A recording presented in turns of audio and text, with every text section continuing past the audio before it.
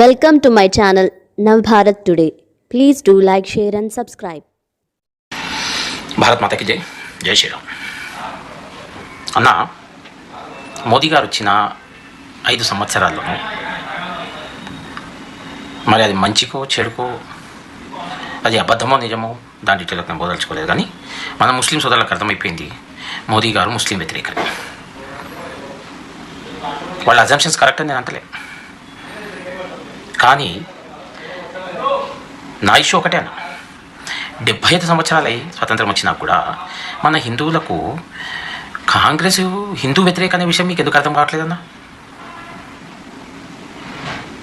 అన్న, 500 సంవత్సరాలు 5 లక్షల పైచిలు ఆత్మ బలిదానాలు చేస్తే అయోధ్యలో భవ్య రామ మందిర నిర్మాణం అయిందన్న.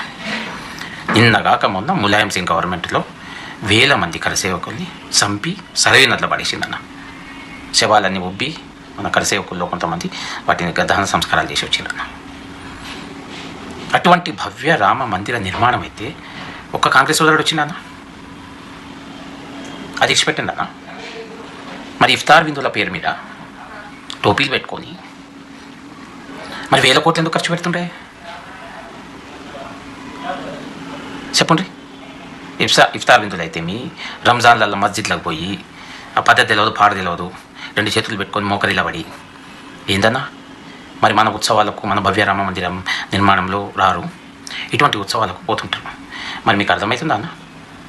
ఎవరు హిందువుల పట్ల శ్రద్ధ చూపిస్తుండ్రో, ఎవరు హిందూ వ్యతిరేకులు అన్న. ఈ దేశాన్ని కాపాడేది ఎప్పటికైనా హిందువులే. జాగో హిందూ దేశ్ కే బంధు, భారత్ మాతా కీ జై.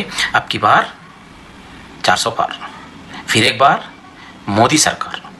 भारत माता की जय.